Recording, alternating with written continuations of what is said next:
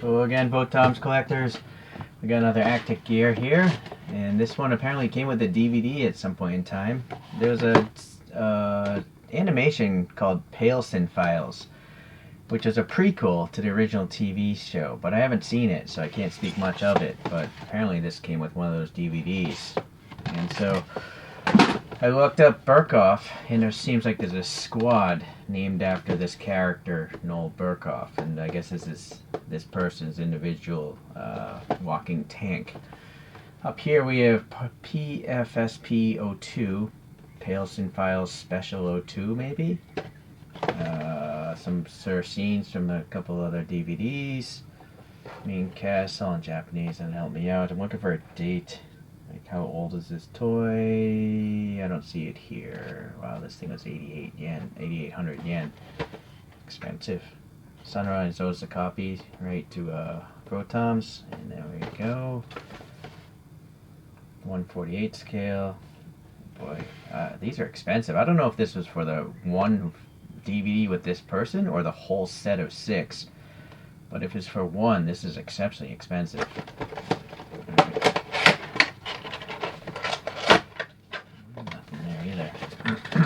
I don't know if this is new or used or what, because obviously it didn't come with the DVD, so, well, it's all in the baggie. Maybe it is new.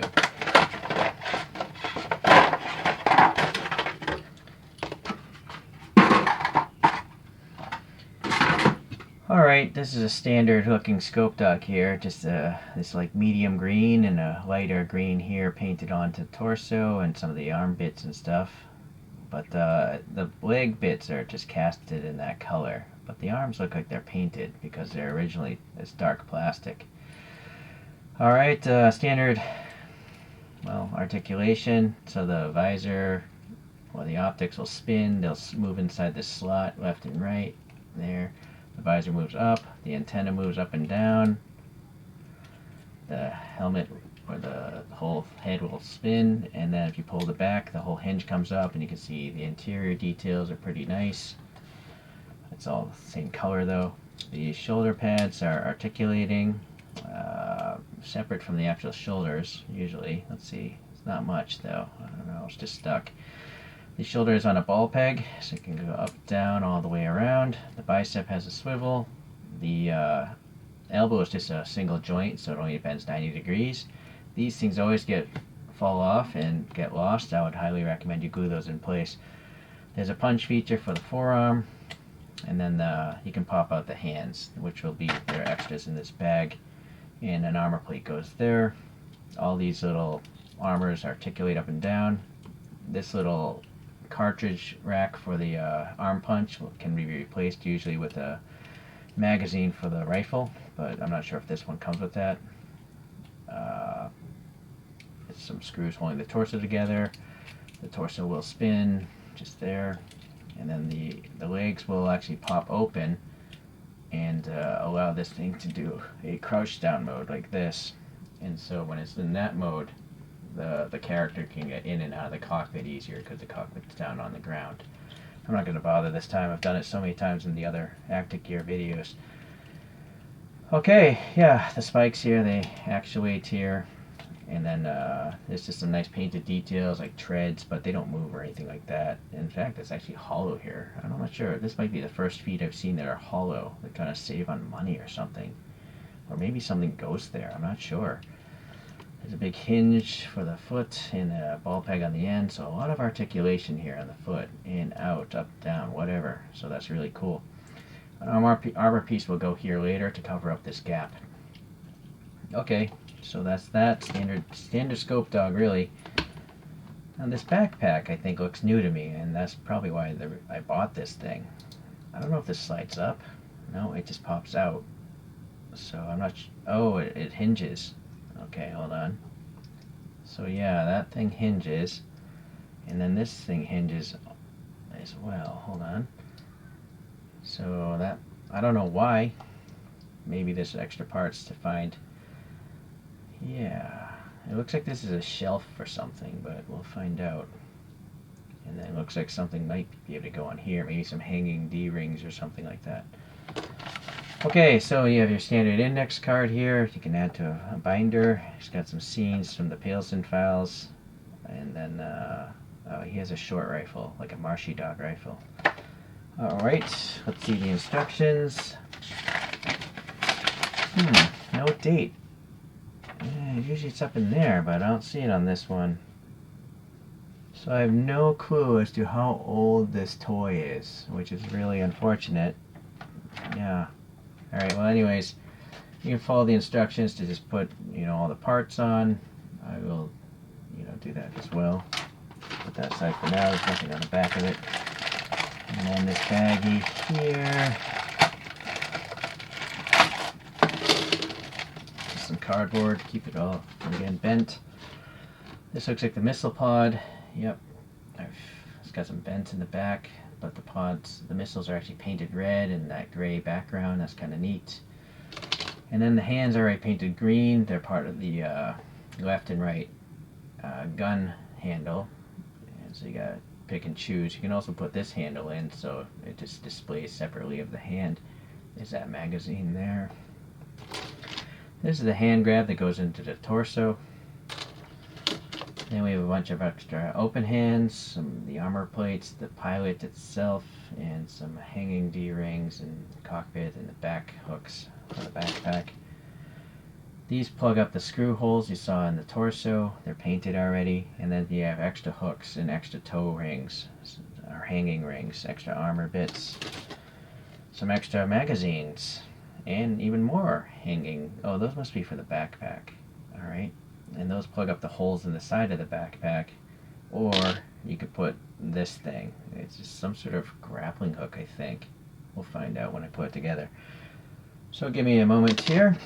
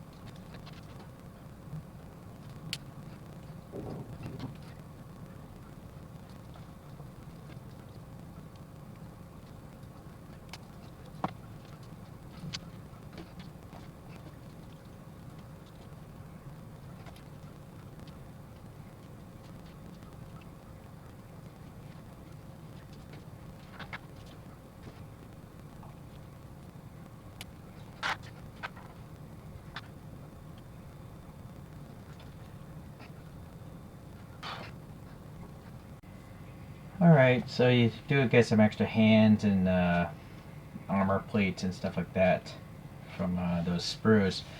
This one was a little bit problematic. Putting this hand grab in, and I've noticed this on a lot of other of these Actic gears, the holes are a little bit too small. So I actually snapped the plastic here. You see the break? I had to crazy glue it back because I was putting too much pressure on and it just snapped it.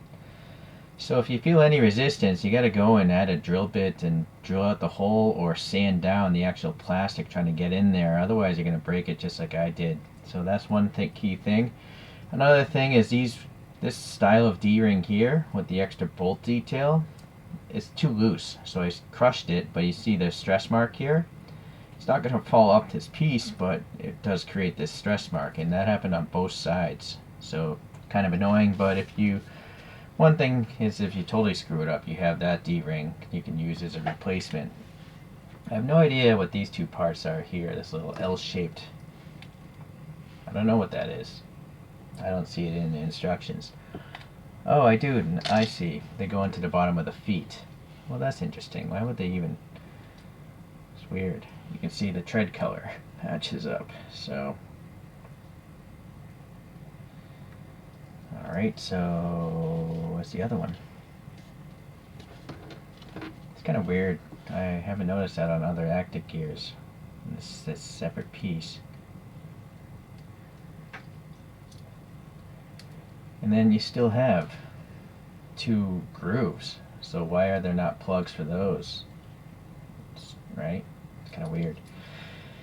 And then I kind of really wish the pilot was just a molded different color. Like if that pilot was on the gray sprue, you know, a little more contrast. He just kind of blends in there because he's the same color as the rest of the torso. This antenna bent really easily. It's going to break off soon. Also, these things wouldn't stay in place. They're just too thin. So I would suggest you might want to glue these little hooks. I think they're meant to actually be captured by the top ring, but like that.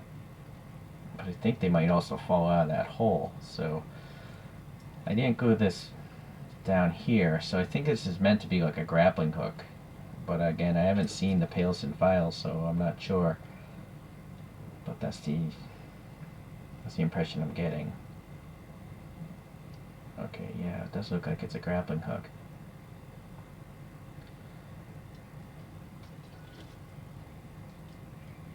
So that's kind of neat.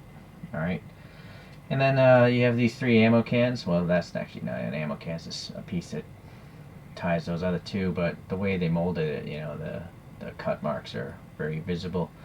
I still can't imagine why this thing would tilt out. Don't know. And then these tiny little D-rings, they have enough friction. I didn't need to modify these things at all. They're not going to fall off very easily. It's very cool. Okay, so you could also swap this to the other side. They did give you the other side mount, and then this would probably just go into that side. I'm just going off what's on the photographs. Alright, you can also obviously have this gun in the other hand if you wanted to.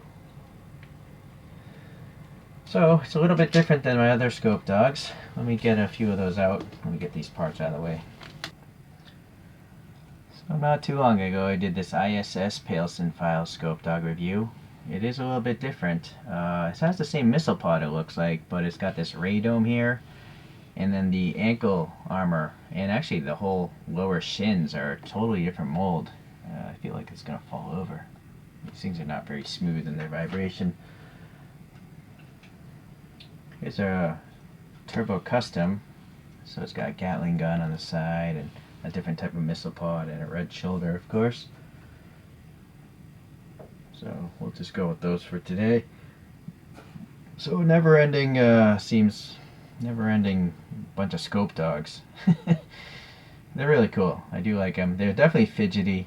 You know, I don't think you'd really want to play with these too much because the parts are so small and fragile.